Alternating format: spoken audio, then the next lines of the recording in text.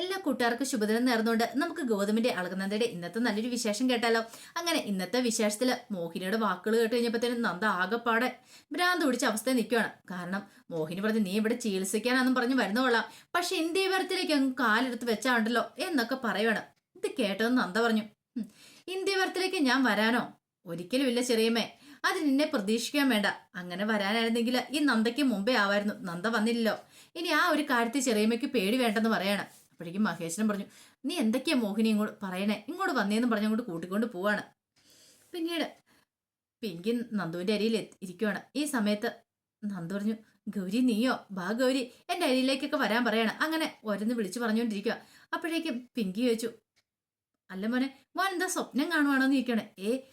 സ്വപ്നം കാണുമല്ലെന്ന് പറയണ. ഞാൻ ഗൗരി വന്നായിട്ട് ഗൗരിയുടെ ശബ്ദം കേട്ടപ്പോൾ എനിക്ക് തോന്നിയെന്ന് പറയാം. ഇത് കേട്ടതും പിങ്കി പറഞ്ഞു, ശരിയാ, മോൻ പറഞ്ഞ് ശരിയായിട്ടുള്ള കാര്യമാ. എന്തേ ഗൗരി മോൾ വന്നിട്ടുണ്ടെന്ന് പറയണേ. ഗൗരി വന്നോ? അപ്പോഴേക്കും ഗൗരി അങ്ങോട്ട് കയറി വരുവാണ്. നന്ദു എന്ന് പറഞ്ഞോണ്ട്, ഞാൻ സ്വപ്നമാണ് അമ്മയെ കാണുന്നതെന്ന് ചോദിക്കും. സ്വപ്നമൊന്നും അല്ല, സത്യമായിട്ടുള്ള കാര്യമെന്ന് പറയണേ. അപ്പോഴേക്കും നന്ദുട്ടാന്ന് പറഞ്ഞിട്ട് ഗൗരി അങ്ങോട്ടേക്ക് വന്നു. ഈ സമയം പിങ്കി പറഞ്ഞു, ഗൗരി മാത്രമല്ല, ഗൗരിയുടെ അമ്മയുണ്ടെന്ന് പറയണേ. അപ്പോഴേക്കാണ് നന്ദനെ കിടന്ന് ഡോക്ടർ ആൻറ്റീന്ന് വിളിക്കുകയാണ്. അങ്ങനെ നന്ദ വന്നിട്ട് ചോദിച്ചു, മോനെങ്ങനെയുണ്ട്, സുഖമാണോന്ന് ചോദിക്കാം. സുഖമൊക്കെയാ, പക്ഷെ എൻ്റെ കാലിന് സുഖമില്ല ഡോക്ടർ ആൻറ്റി, എന്റെ കാല് ഭേദമാക്കി തരില്ലെന്ന് ചോദിക്കാം. പിന്നെ മോന്റെ കാല് ഭേദമാക്കാനല്ലേ ഞാൻ ഇങ്ങോട്ട് വന്നിരിക്കുന്നു പറയണം. അപ്പോഴേക്കും ഗോതമ്പ് അങ്ങോട്ടേക്ക് കയറി വന്നു. അങ്ങനെ വന്ന് അവർ സംസാരിച്ചുകൊണ്ടിരിക്കുന്ന സമയത്ത് നന്ദ പറഞ്ഞു, അതെ ഒരു കാര്യം ചെയ്യ, ഇവിടെ ഒരാൾ നിന്നാൽ മതി, ബാക്കി എല്ലാവരും കൂടെ പുറത്തേക്ക് ഇറങ്ങിക്കോളാൻ പറയണം.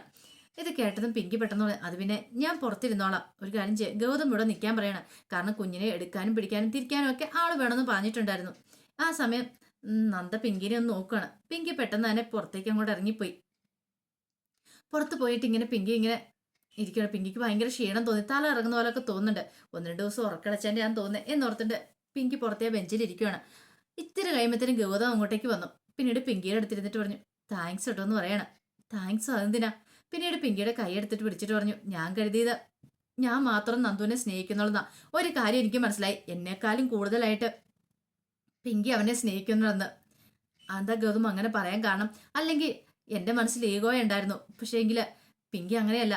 പിങ്കി ഒന്നും മനസ്സിൽ വെക്കാതെ പിങ്കി നന്ദേനെ പോയി വിളിച്ചില്ലേ, മോന് വേണ്ടിയിട്ട് അവളുടെ കാല് പിടിച്ച് അവളെ ഇങ്ങോട്ട് കൂട്ടിക്കൊണ്ട് വന്നില്ലേ. അത് മോനോട് സ്നേഹം ഉണ്ടായിട്ടില്ലേ. പക്ഷെ ഞാൻ പോലും എന്താ കരുതിയത്, ഞാൻ പോലും അവനെ വേറെ എവിടെയെങ്കിലും കൊണ്ട് ചികിത്സിക്കുന്ന കാര്യത്തെക്കുറിച്ച് ചിന്തിച്ച പോലും. പക്ഷെ എനിക്കൊരു കാര്യം മനസ്സിലായി, ഏതൊരമ്മയും ചെയ്യുന്ന കാര്യവും പിങ്കിയും ചെയ്തിട്ടുള്ളൂ. അവനെ എങ്ങനെയെങ്കിലും ചിരിച്ച് ഭേദമാക്കണം, ആരുടെ കാല് പിടിച്ചിട്ടാളും കുഴപ്പമില്ല, അതുകൊണ്ടാണ് ഞാൻ പറഞ്ഞതെന്ന് പറയണം. ഇത് കേട്ടതും പിങ്കി പറഞ്ഞു, അത് പിന്നെ എൻ്റെ മോനല്ലേ, അവൻ എനിക്ക് രക്ഷിക്കാതിരിക്കാൻ പറ്റുമോ എന്ന് ചോദിക്കുക. എന്താണെന്നറിയത്തില്ല ഗൗതം, ഒരു തലകറക്കമുണ്ട്, 2 ദിവസം ഉറക്കം ശരിയാകത്തന്നെ ഞാൻ തോന്നിയെന്ന് പറയണം. ഇത് കേട്ടപ്പോൾ ഗൗതം പിങ്കിനെ അങ്ങ് പതുക്കെ ചേർത്ത് പിടിച്ചിട്ട് പറഞ്ഞു, സാരമില്ല, എല്ലാം ശരിയാകുമെന്ന് പറയണം.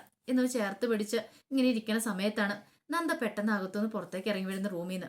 അങ്ങനെ പുറത്തേക്ക് ഇറങ്ങി വരുമ്പോഴത്തേനും ഗൗതത്തിന്റെ നെഞ്ചിലേക്ക് പറ്റിച്ചേർന്നിരിക്കുന്ന പിങ്കിനെയാണ് കാണുന്നത്. ഈ കാഴ്ച കണ്ടപ്പോഴത്തേനും നന്ദയ്ക്ക് ഭയങ്കര സങ്കടമായിപ്പോയി. നന്ദ ഒരു നിമിഷം ഒന്ന് സ്റ്റക്കായി. പിന്നീട് നന്ദ അങ്ങോട്ടേക്ക് വന്നില്ല, തിരികെ മുറിയിലേക്ക് തന്നെ കയറി പോവാണ്. ആ കാഴ്ച കാണുമ്പോൾ നന്ദയ്ക്ക് സഹിക്കാൻ പറ്റില്ലല്ലോ. ഇപ്പോഴും ഗൗതം കിട്ടിയ താലിയാണല്ലോ നന്ദയുടെ കഴുത്തിൽ കിടക്കണത്.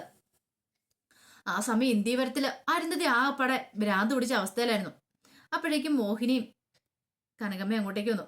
പിന്നീട് മോഹനോട് പറഞ്ഞു, എന്ത് ഭാവിച്ചാ ഈ ഗൗതവും പിങ്കിന്നൊക്കെ ചോദിക്കുകയാണ്. അല്ല എന്താ കാര്യം എന്താ? അല്ല അവരോട് ആരാ പറഞ്ഞ ആ നന്ദനെ ചികിത്സിക്കാൻ വിളിക്കാനായിട്ട്? വേറെ ഈ ലോകത്ത് ഡോക്ടർമാരൊന്നും ഇല്ലെന്ന് ചോദിക്കാം. മോഹിനി പറഞ്ഞു, അതാ ഞാനും എടുത്തി പറയണേ, പക്ഷെങ്കിൽ ഞാൻ പറഞ്ഞിട്ടൊന്നും അവര് കേൾക്കാനൊന്നും കൂട്ടാക്കുന്നില്ലെന്ന് പറയണം. എന്തിന്റെ കേടാന്നറിയത്തില്ല എന്ന് പറയണേ. ഇതിന്റെ വല്ല കാര്യം ഉണ്ടായിരുന്നു? അരുന്ധതി പറഞ്ഞു, ആ നാശം പിടിച്ചോളാം, ആ ഒരുമ്പോട്ടോള് വന്ന് കയറിയതിന് ശേഷം ഈ കുടുംബത്തിൽ ഇങ്ങനെ പ്രശ്നങ്ങളൊക്കെ ഉണ്ടായത്. എന്നിട്ട് അവൾ തോന്നിയ ദിവസം ഇറങ്ങി പോവുകയും ചെയ്തു. അവസാനം ഈ ഇന്ത്യവരത്തിന്റെ അവകാശിയെ കൊണ്ട് കൊന്നു കളഞ്ഞിട്ട് അവൾ സുഖമായിട്ട് പോയി ജീവിക്കുമല്ലേ. എന്നെ കൊണ്ടൊന്ന് പറയിപ്പിക്കണമെന്നൊക്കെ പറയണം. അപ്പോഴേക്കും കനകം പറഞ്ഞു, അത് പിന്നെ കൊച്ചുമോന്റെ അസുഖം ഭേദമാക്കാൻ വേണ്ടി വന്ന ഡോക്ടറല്ലേ, അവനെങ്ങനെ കുറ്റപ്പെടുത്തേണ്ട കാര്യമുണ്ടോ എന്ന് ചോദിക്കും. പിന്നെ അവളെ കുറ്റപ്പെടുത്തുകയല്ല ചെയ്യണ്ടേ, അവളെ കാലെ പിടിച്ച് നിലത്തിട്ട് വാരോ അടിക്കുകയോ ചെയ്യണ്ടേ എന്നൊക്കെ പറയണം. അവൾ കല്ലേലും ഇങ്ങനത്തെ പരിപാടിയൊക്കെ ചെയ്യാൻ കൊള്ളാവോ? എന്നിട്ട് വീണ്ടും നാണമില്ലാതെ അവൾ കയറി വന്നിരിക്കുന്നു എന്നൊക്കെ പറയാണ്. മോഹിനി പറഞ്ഞു, അത് ശരി തന്നെയാ, പക്ഷെ എങ്കിലുണ്ടല്ലോ ഈ പറയുന്ന നന്ദുവിന്റെ വന്ന കാല് ശരിയാക്കാൻ അവൾക്ക് വരേണ്ട വല്ല കാര്യമുണ്ടോ? അല്ലെങ്കിലും ആ ചെറുക്കന്റെ കാല് ശരിയാക്കിയിട്ട് എന്ത് ചെയ്യാനാ? ആദ്യമൊക്കെ ഇച്ചിരി ചട്ടുമുടന്നൊക്കെ കാണും, അത് പ്രായം കൂടുന്നവരും അങ്ങോട്ട് മാറി വന്നോണ്ടിരുന്നോളും. അതിനിപ്പോ എത്ര ചികിത്സിക്കേണ്ട കാര്യമൊന്നും ഇല്ലാന്ന് പറയണം. ഗൗതത്തിനും പിങ്കിക്കും എന്തോ വലിയ കാര്യം എന്ന വണ്ണ അവര് നോക്കണേന്ന് പറയണം. ഈ സമയം അരുന്ധതി പറഞ്ഞു, പിന്നെ നന്ദോട്ടന്റെ കാല് ഭേദമാക്കേണ്ട ചുമതല അവർക്കില്ലേന്ന് ചോദിക്കാം. അത് എനിക്ക് നന്ദേനെ കൊണ്ട് ചെയ്യിക്കുന്നതിനുള്ള ദേഷ്യമുള്ളെന്ന് പറയണം. മോഹിനി പറഞ്ഞു, അതിന് അവൻ ഈ വീട്ടിലെ ചോരയാണോ? അല്ലല്ലോ, ഈ കുടുംബത്തിലെ അനന്തരാവകാശം അടുത്ത് വരാൻ പോകുന്നുള്ളൂ. ഇതേ പവിത്രമോളുടെ വയറ്റി വളരുന്ന കുഞ്ഞ് രക്തബന്ധം ഒന്ന് രക്തബന്ധം തന്നെയായിരിക്കും എന്ന് പറയണം. ഇത് കേട്ടപ്പോൾ അരുന്ധതി പറഞ്ഞു, നന്ദൂട്ടിനെ അങ്ങനെ വേർതിരിച്ച് കാണാൻ പറ്റില്ലെന്ന് പറയണം. മോഹിനി പറഞ്ഞു, വേർതിരിച്ച് കാണാൻ പറ്റില്ല പോലും, എന്നാലും അവന് ഈ കുടുംബമായിട്ട് യാതൊരു ബന്ധമില്ലോ.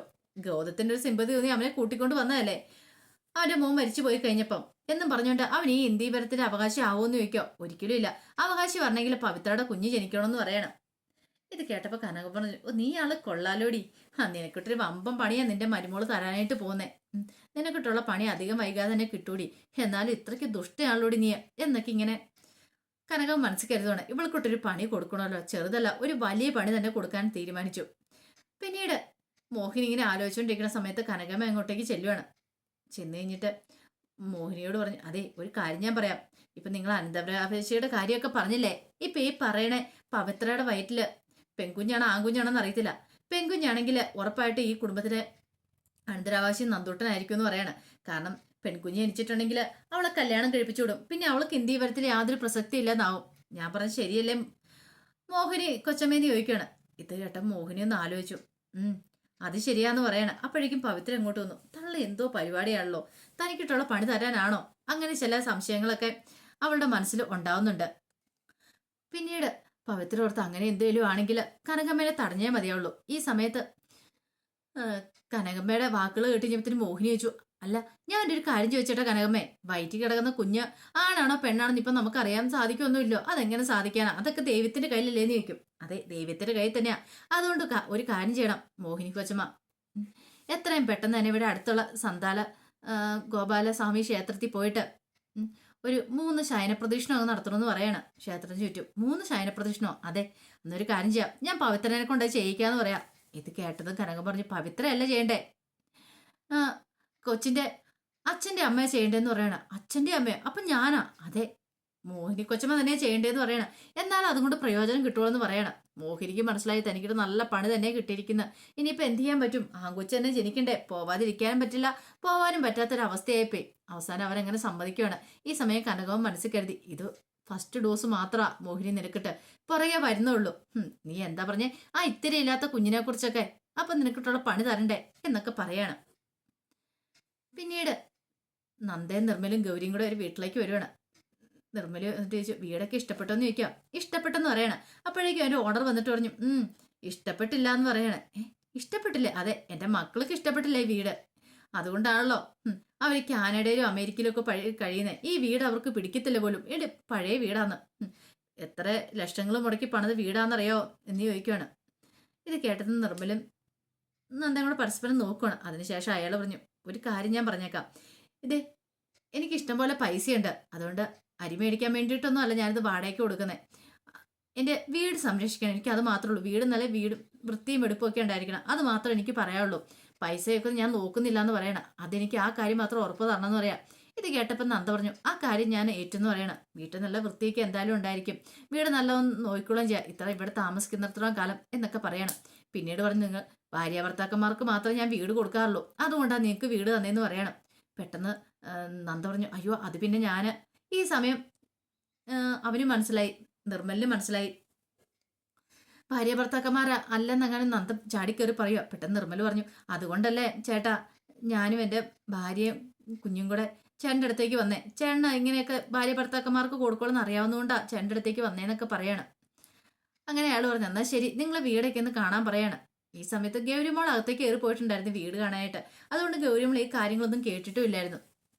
അങ്ങനെ അയാളങ്ങ് പോയി കഴിഞ്ഞപ്പോൾ നന്ദ പറഞ്ഞു, അല്ല നിർമ്മല എന്തിനാ അങ്ങനെയൊക്കെ പറഞ്ഞു, നമ്മൾ ഭാര്യയും ഭർത്താവാന്ന്, പിന്നെ എന്ത് ചെയ്യണമായിരുന്നു? ഒരു വീട് കിട്ടണ്ടേ? വീട് കിട്ടണേ ഭാര്യ ഭർത്താക്കന്മാർക്ക് മാത്രമേ കൊടുക്കുള്ളൂ. നമ്മൾ അഭിനയിച്ചു നിർത്തിയപ്പോൾ എന്തായിരിക്കുന്നത്, കൂടിപ്പോയ 1 മാസം, അതിനുള്ളിൽ അവൻ്റെ ട്രീറ്റ്മെന്റ് കഴിയൂലേ, അതിനുശേഷം നമ്മൾ ഇവിടുന്ന് നമ്മുടെ നാട്ടിലേക്ക് പോകും. പിന്നെ നമുക്ക് എന്താ പ്രശ്നം ഇരിക്കുന്നത്? ഒരു പ്രശ്നവും സംഭവിക്കാനില്ലെന്ന് പറയണം. പക്ഷെ എന്തോ നന്ദയ്ക്ക് വല്ലാത്തൊരു ബുദ്ധിമുട്ടും കാര്യങ്ങളൊക്കെ ഉണ്ടായിരുന്നു. ഒന്നും വേണ്ടിയിരുന്നില്ല. പക്ഷെ ഇപ്പം നിർമ്മലാണെങ്കിൽ അവൻ പാവമാണ്, അതുകൊണ്ട് പിന്നെ ആ കാര്യത്തിൽ കുഴപ്പമില്ല. പക്ഷെ തൻ്റെ ഗൗരിമോളുടെ കാര്യം അങ്ങനെയല്ല. അതൊക്കെ ഓർത്ത് കഴിഞ്ഞപ്പോഴത്തേനും ഒരു വിഷമം കാര്യങ്ങളൊക്കെ ഉണ്ടായി. അങ്ങനെ കുറച്ച് സമയം കഴിഞ്ഞ് കഴിഞ്ഞപ്പോഴത്തേനും ഗൗതം പിങ്കിയും ഗൗരിയും കൂടെ ഗൗരിയല്ല നന്ദുവും കൂടെ അങ്ങോട്ടേക്ക് വരുവാണ്. ആ സമയം ഗൗരി ഓടിച്ചെന്നു. എത്ര സമയം എന്താ നന്ദുവിനെ ഞങ്ങൾ കാത്തിരിക്കണമെന്ന് ചോദിക്കുകയാണ്. അല്ല അതെന്താ? അത് പിന്നെ വരൂന്ന് പറഞ്ഞായിരുന്നല്ലോ, വരൂന്ന് പറഞ്ഞുകൊണ്ടാ ഞാൻ കാത്തിരുന്നേന്ന് പറയണേ. ഈ സമയം നന്ദ പറഞ്ഞു, അല്ല മോനെന്താ തോളത്ത് കയറിയിരിക്കുന്നത്, ഇറങ്ങണില്ലേന്ന് ചോദിക്കാം. ഗൗരി പറഞ്ഞു, അത് ശരിയാ നന്ദു ഒരു നാണോ അല്ലേ പപ്പയുടെ തോളത്ത് കയറി ഇങ്ങനെ ഇരിക്കാനായിട്ട്. നന്ദു ഇങ്ങോട്ട് ഇറങ്ങാൻ പറയണ. എനിക്ക് ഇറങ്ങാൻ പറ്റില്ല, എന്റെ കാല് രണ്ടും മേല, ഞാൻ വീണതുകൊണ്ട് എന്റെ കാലിന് രണ്ടും വേദനയാന്ന് പറയണ. ഇത് കേട്ടപ്പം ഗൗതം പറഞ്ഞു, മോനെ ഞാൻ ഇവിടെ ഇരുത്താന്ന് പറഞ്ഞ ആ ഹാളിന്റെ അവിടെ ഇരുത്തുവാണ്. പെട്ടെന്ന് നന്ദു പറഞ്ഞു, ഗൗരി ഇങ്ങോട്ട് വാ എന്ന് പറയണ. അങ്ങനെ ഗൗരിനെ അരിയിലേക്ക് വിളിച്ചു. പിന്നീട് അവർ ഭയങ്കരമായിട്ടിരുന്ന് സംസാരിക്കുകയാണ്. ഈ സമയത്ത് നന്ദ പറഞ്ഞു, ഇനി നിങ്ങളിവിടെ നിൽക്കണമെന്നില്ല, നിങ്ങൾ പോയിക്കോ, നന്ദു മാത്രം മതി ഇവിടെ എന്ന് പറയണ. വീടല്ലേ, പിന്നെ ഞാൻ അങ്ങോട്ടേക്ക് വന്ന് ചികിത്സിക്കായിരുന്നെന്ന് പറഞ്ഞാൽ ഹോസ്പിറ്റലാകുമ്പോൾ കുട്ടിക്കാണല്ലോ അത് ഭയങ്കര ബുദ്ധിമുട്ടായിരിക്കില്ലേ. ഹോസ്പിറ്റലിൽ ചികിത്സ എന്ന് പറയുമ്പോൾ അവൻ രോഗിയാന്നൊരു ചിന്തയുണ്ടാവും. വീട്ടിലാണെങ്കിൽ പിന്നെ ആ ഒരു പ്രശ്നമില്ല. അതുകൊണ്ടാണ് അവനെ ഇങ്ങോട്ട് കൊണ്ടുവരാൻ ഞാൻ ആവശ്യപ്പെട്ടതെന്ന് പറയണം.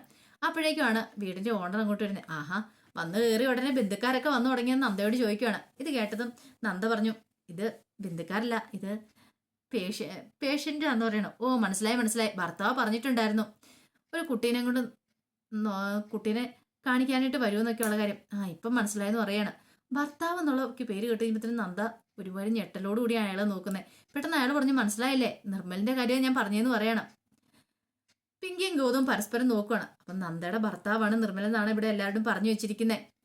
അങ്ങനെയാണെങ്കിൽ അവർ ഉറപ്പായിട്ടും അവരങ്ങനെ തന്നെ ആയിരിക്കും എന്നൊരു ചിന്ത ഗൗതത്തിന്റെ മനസ്സിലേക്ക് വരുവാണ്. ഗൗതത്തിന് ആകെപ്പാടെ സമനിലയിട്ടെന്നോളം തോന്നി വല്ലാത്തൊരു ബുദ്ധിമുട്ട് തോന്നുവാണ്. ഗൗതം പെട്ടെന്ന് എന്ത് ചെയ്യുവാണ്, അങ്ങോട്ട് തിരിഞ്ഞിരിക്കുക. ബാബയ്ക്ക് നമുക്ക് പോകാമെന്ന് പറയണം. ആ സമയം ഓണർ ചോദിച്ചു വീടിന്റെ, അല്ല ഭർത്താവ് എന്തിയെന്ന് ചോദിക്കാം. പുറത്തു വരെ പോയേക്കുമെന്ന് പറയാം. അല്ല ചേട്ടൻ എന്താ ഇങ്ങോട്ട് വന്നേ? ഇവിടെ കുറച്ച് പണിയുണ്ട്, അപ്പം ഞാൻ ഈ പണിക്കാരൻ കൂട്ടി ഇങ്ങോട്ട് വന്നാ എന്നാ ശരി എന്നും പറഞ്ഞ് അയാളും കൂടെ പോവാണ്. ഈ സമയം വല്ലാത്തൊരവസ്ഥയില് ഗൗതം നിൽക്കുകയാണ്. ഈ സമയം നന്ദ പറഞ്ഞു, എന്നാ ശരി നിങ്ങൾ പോയിക്കോളാൻ പറയണം, നന്ദുവിന്റെ കാര്യങ്ങളൊക്കെ ഞാൻ നോക്കിക്കോളാന്ന് പറയണം. അങ്ങനെ ആകപ്പാടെ മനസ്സ് കലുഷിതമായിട്ട് ഗൗതം അവിടുന്ന് പിങ്കിയും കൊണ്ട് ഇറങ്ങുവാണ്. അപ്പൊ അതിന്റെ വിശേഷങ്ങളൊക്കെ എന്ന് കണ്ടത്. ഇതിന്റെ ബാക്കി വിശേഷങ്ങളുമായിട്ട് വൈകുന്നേരത്തെ പ്രൊമോയി വരാട്ടോ. ഒരിക്കൽ കൂടി എല്ലാവർക്കും ശുഭദിനം നേർന്നുകൊണ്ട് നിർത്തുന്നു.